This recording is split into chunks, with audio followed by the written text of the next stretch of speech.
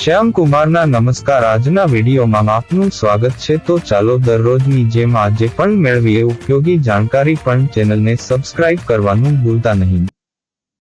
છોકરીઓને શાળામાં બે ચોટલા વાળવા પાછળ ઘણા કારણો છે, જે માત્ર દેખાવ પૂરતા નથી પરંતુ વ્યવહારિકતા અને શિસ્ત સાથે પણ જોડાયેલા છે।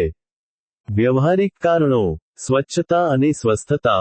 ખુલ્લા વાળમાં ધૂળ, ગંદકી અને પરસેવો સરળતાથી જમા થઈ શકે છે, જેનાથી વાળમાં જૂ અથવા અન્ય સમસ્યાઓ થઈ શકે છે। બે ચોટલા વાળને વ્યવસ્થિત રાખે છે અને સ્વચ્છતા જાળવવામાં મદદ કરે છે। સલામતી, ખાસ કરીને રમતના મેદાનમાં કે પ્રવૃત્તિઓ દરમિયાન લાંબા, ખુલ્લા વાળ આંખોમાં આવી શકે છે, દ્રષ્ટિને અવરોધી શકે છે, અથવા કોઈ વસ્તુમાં ફસાઈને ઈજા પહોંચાડી શકે છે। બે ચોટલા આ જોખમો ઘટાડે છે।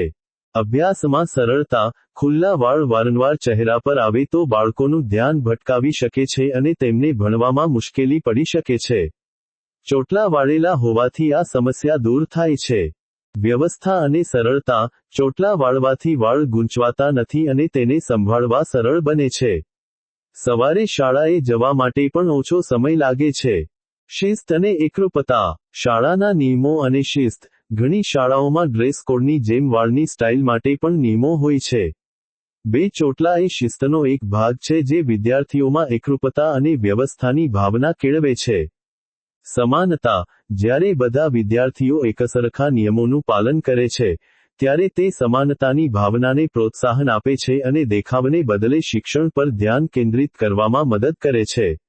આ ઉપરાંત, કેટલાક કિસ્સાઓમાં સાંસ્કૃતિક અથવા પરંપરાગત માન્યતાઓ પણ આ નિયમ પાછળનું એક કારણ હોઈ શકે છે। જો કે, મુખ્ય કારણો સ્વચ્છતા, સલામતી અને શિસ્ત જ હોય છે।